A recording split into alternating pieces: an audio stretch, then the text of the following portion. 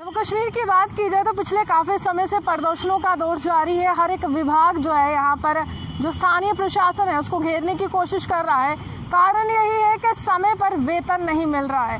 वहीं कुछ ऐसे लोग हैं जो रेबरे खेल से ताल्लुक रखते हैं और आपने हमेशा से हर मीडिया चैनल पर, सोशल मीडिया पर आपने देखा होगा किस तरह से बुलंद आवाज के जरिए हर एक नेता को घेरने की कोशिश कर रहे हैं, क्योंकि सवाल उनके भविष्य का है।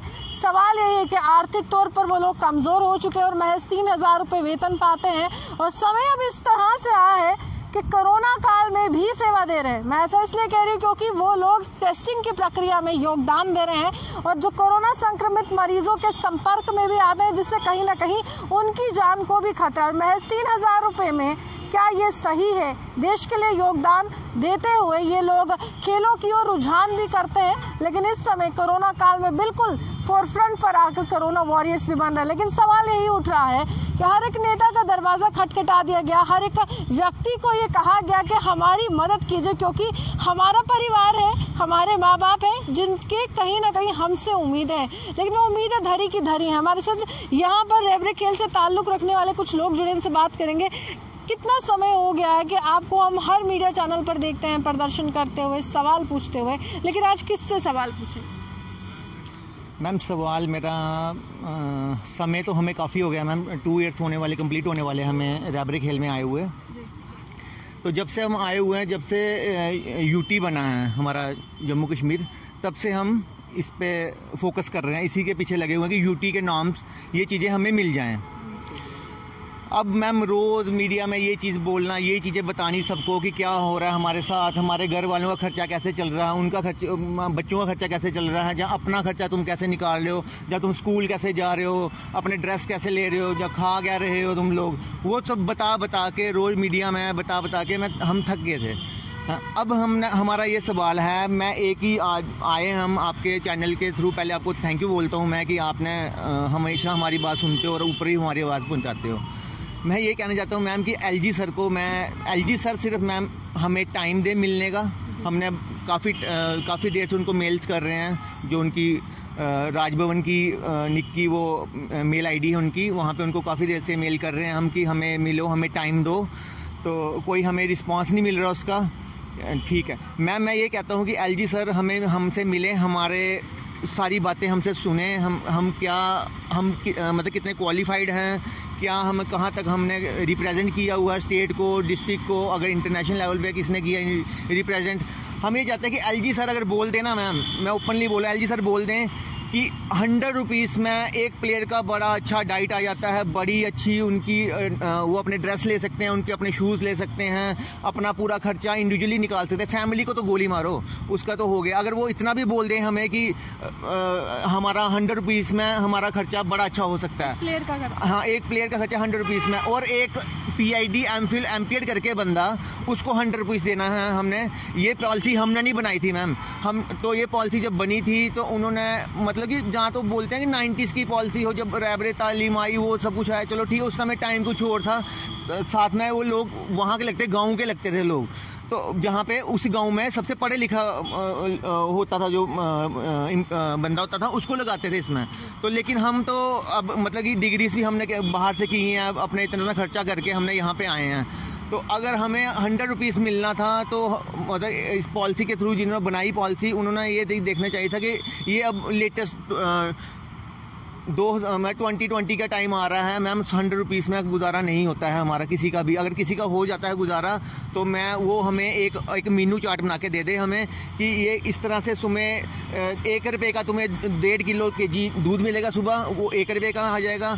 1 रुपये के तुम्हें राइस मिलेंगे, 98 की दाल वगैरह सब्जी वगैरह ले सकते हो तुम, और 2-2 रुपये के तुम्हें शूज़ मिलेंगे, और अपने ड्रेस लेने हैं तुम्हें, मतलब तुम्हारा खर्चा अपना 20 रुपये में तुम्हारा सारा खर्चा हो जाएगा। अंतर्राष्ट्रीय स्तर पर आपके तमाम जो प्लेयर्स हैं उन्होंने देश की सेवा की है, वो जर्सी पहनी है जिसमें इंडिया लिखा होता है, या जम्मू कश्मीर को भी रिप्रेजेंट किया है, लेकिन आज माता पिता की उम्मीदें जो उस समय काफ़ी ज़्यादा हाई थी, काफ़ी ज़्यादा ऊंचे स्तर पर थी, आज किस तरह से धरी की धरी, क्योंकि आप ही उनके बुढ़ापे का सहारा।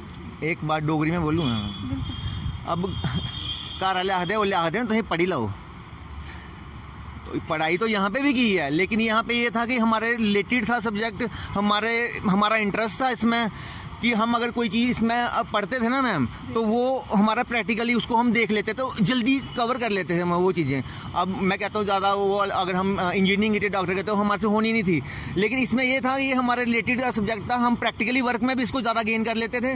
अगर कोई हम थ्योरी वर्क में हमें पढ़ाते थे टीचर, तो जब हमारा प्रैक्टिकल क्लास भी होती थी इवनिंग टाइम, अगर मॉर्निंग हमारी थ्योरी है तो इवनिंग टाइम हमारा प्रैक्टिकल होता था, तो प्रैक्टिकल में हम उसको ज़्यादा क्लियर कर लेते थे और हमें इसमें इंटरेस्ट था ज़्यादा, तो हम तभी इसी रिलेटेड गए थे, तो तभी हमने इसमें ये चीज़ें सीख पाए हैं। लेकिन आपको लगता है बुढ़ापे का सहारा बन पाएंगे? महज 3,000 रुपए ही वेतन है आपका। ना बुढ़ापे का सहारा सूरा नहीं मैम बन सकते हम किसी का इस 3,000 के हिसाब से।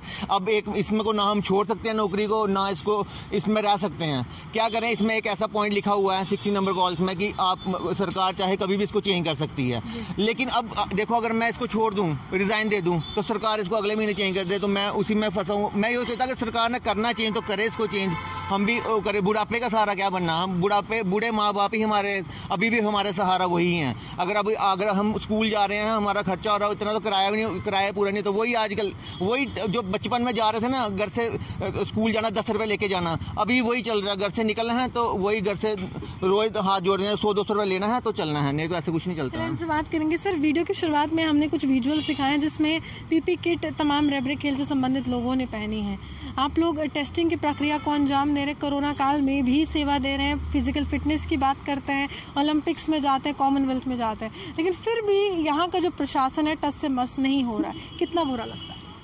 मैम देखिए, मैं सबसे पहले आपको ये कहूँगा कि मैं उधमपुर डिस्ट्रिक्ट से आया हूँ, मेरा नाम है विनोद शर्मा, और वहाँ हमारा इतना मीडिया का सोर्सेज नहीं है।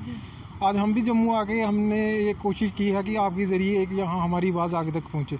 जहाँ तक आपने मैम ये बात की है कोरोना की, तो ये कोरोना का टाइम अभी ख़त्म नहीं हुआ मैम, अभी भी कोरोना का टाइम चल रहा है। जब पहले जो क्वारंटाइन सेंटर हुए उसमें भी हमने मैम ड्यूटियाँ दी हुई हैं, वहाँ भी हमारी ड्यूटियाँ लगाई गई। और आज की जो आप बात कर रहे हो, जो आज के रैपिड टेस्ट चल रहे हैं, वहाँ भी हमारे लड़के जो हमारे साथ एम्प्लॉइज़ लगे हैं उनकी ड्यूटियाँ लगी हैं। मैं गवर्नमेंट से ये पूछना चाहता हूँ, जो हमारी ड्यूटी एडमिनिस्ट्रेशन है, उनसे ये पूछना चाहता हूँ कि अगर आप एक परमानेंट मुलाजिम जो परमानेंट लगे हुए हैं उनको 50 लाख का इंश्योरेंस देते हो, तो जो हम रैबरिक खेल के टीचर लगे हुए हैं, गवर्नमेंट जॉब कर रहे हैं मैम, हम भी एक एम्प्लॉय, हमें क्या सेफ्टी है? हमें कोरोना नहीं होता, हमारे परिवार नहीं है, हमारी फैमिली नहीं है, हमारे लिए कोई सेफ्टी नहीं है। और दूसरी बात मैम, मैं आपके माध्यम से ये करना चाहता हूँ कि हमारे लिए देखो, आप हमारे लिए एक कमेटी भी बनाई गई थी जो 6 मंथ हो गए अब वो कमेटी बने हुए, लेकिन उस कमेटी पे कोई डिसीजन आज तक नहीं लिया गया। उसके बाद और मैम यहाँ पे जम्मू कश्मीर की जो एडमिनिस्ट्रेशन है, यहाँ की 2-3 कमेटियाँ और बनती हैं और अदर डिपार्टमेंट्स के लिए, लेकिन वो नाम की कमेटियाँ रह गई हैं, कागजों में रह गई हैं। और जहाँ आप ओलंपिक्स की बात कर रहे हो, स्पोर्ट्स की बात कर रहे हो, तो वहाँ मैं आपको ये चीज़ बताता हूँ कि आप हमारे स्पोर्ट्स का यहाँ अगर अब देखेंगे कि खेलो इंडिया चल रहा है, फिट इंडिया मूवमेंट चल रहा है, जो हमारे स्पोर्ट्स सेंट्रल के मिनिस्टर हैं किरण रिजिजू, उनकी तरफ से एक फिट इंडिया मूवमेंट रनिंग दौड़ चल रही है जो 15 अगस्त की लॉन्च की है, 2 अक्टूबर तक चलेगी। उससे एक मैसेज क्या देना है लोगों को कि लोग फिटनेस के प्रति एक आंदोलन लाएं, जागरूक हों। लेकिन आप मैम मुझे ये चीज़ बताइए, हम आपके सामने खड़े हैं, जो प्रोफेशनली डिग्रियाँ करके बंदे लगे हुए हैं, जिनका काम है लोगों को इस चीज़ के बारे में अवेयर करना, जो पहले से कर रहे हैं, उनकी हालत देखो आप। 100 रुपये पे हमें लगाया है, ये कह रहे हैं एक तरफ कि आपका फिजिकल का सब्जेक्ट आप स्कूलों में छोटी क्लासेस से कंपल्सरी कर देंगे, लेकिन कंपल्सरी तो करेंगे, लेकिन फ्यूचर बताओ ना मैम, आगे फ्यूचर देख लो हमारा जैसा होगा जो आपके सामने हम फिर रहे हैं, घूम रहे हैं। अब मैडम मैं आपकी मैम माध्यम से यही एक रिक्वेस्ट करता हूँ, जो हमारे एलजी हैं उनसे यही रिक्वेस्ट करता हूँ कि हमारे धीरज सर ने भी कहा कि एक बार वो हमसे मिले और हमें मिलके हमें हमारे मुँह पे कह दें हमें कि आप 100 रुपये में जॉब करो, आप सेटिस्फाई, तो हम उसके बाद कभी मैम ना आपके पास आएंगे ना कभी बाहर आएंगे। और यहाँ की जो आप देख रहे हो, जहाँ अभी जम्मू में जो चल रहा है, यहाँ के जो ऑर्डर देख रहे हो बाहर के, आप ड्यूटी बने हुए साल हो गया ना, ड्यूटी वाला काम बताओ मुझे यहाँ क्या हो रहा है। मैं और किसी की बात नहीं करूँगा, अपनी ही करूँगा। ड्यूटी में कोई मिनिमम पेजेस एक्ट होते हैं, कोई वो तो मैडम यहाँ कुछ लागू हुआ नहीं मैम। यहाँ पर ऑर्डर देखो आप, रिटर्न में जो ऑर्डर आते हैं वो पूरे ड्यूटी के आ रहे हैं वहाँ, जैसे बाहर के ऑर्डर सेंटर के, लेकिन ऑन ग्राउंड यहाँ 0 चल रहा है काम। हमारी हालत देखो, 100 रुपये में हम मैम अब क्या करें आप बताओ हमें, कि हमारा खर्चा पूरा नहीं होता। अब सैनिटाइज़र लगाएं, आप देखो सैनिटाइज़र की एक छोटी बॉटल लेनी हो ना, वो भी 50 रुपये की आती है, तो हर दूसरे दिन वो चाहिए। आज मैं उधमपुर से उठ के जम्मू आया हूँ, तो मेरा आप सोच लो कि बस में आया हूँ, बस में जाना है, तो जो मेरा किराया वो भी एक साइड का 200 रुपया, 400 रुपया लगेगा। तो आप सोचो 400 रुपये 100 रुपया मुझे मिलता है। 4 दिन की सैलरी चली गई। 4 दिन की सैलरी चली गई। ये मास्क लगाया है, ये भी 200 रुपये का मास्क लिया हुआ है। हम करें तो क्या करें? इधर चल रहा पता क्या अभी यहाँ ये चीज़ है कि ये बड़े बड़े पैकेज दे रहे हैं यहाँ पे। ये एक तरफ बात करते हैं कि आम आदमी को देखो आप वो इसमें घिस गया कोविड में, उसको बिजनेसमैन लोगों के लिए ये देखो अभी इन्होंने मैंने देखा 2 दिन पहले ये ड्राइवर लोगों के लिए भी एक बड़ा पैकेज आया। लेकिन जो हम लोग गवर्नमेंट एम्प्लॉइज लगे हुए हैं मैम, ये इनको ये भी सोचना चाहिए हमें कोई 90,000 पे थोड़ी मिल रही है, 70,000 थोड़ी मिल रही है कि हमारा 20,000 खर्च हो रहा है बाकी हम सेव कर रहे हैं। हमें 3,000 मिल रहा है, हमसे तो ज़्यादा एक मजदूर कमा लेता है। हम तो यहाँ ऐसे फंस गए हैं मैम, एक तरफ से ना कोई और काम कर सकते हैं क्योंकि हमें पूरा दिन यहाँ टाइम देना पड़ता है, सुबह 10 बजे लेके 4 बजे तक। अगर ना इसके साथ कोई और काम कर सकते हैं, पूरा टाइम यहाँ पे ही देना पड़ता है। तो इसी के साथ मैं यही कहना चाहता हूँ कि जो हमारी ड्यूटी एडमिनिस्ट्रेशन है, जो हमारे LG मनोज सिन्हा, उनको सोचना चाहिए कि जो हमारा एक स्पोर्ट्स पर्सन है जो हमारा जम्मू कश्मीर का, उसको उनके बारे में सोचना। ये आज वो सड़कों पे खड़े हैं और ये इतनी बड़ी बड़ी चीज़ें कर रहे हैं, उस चीज़ का फ़ायदा क्या है?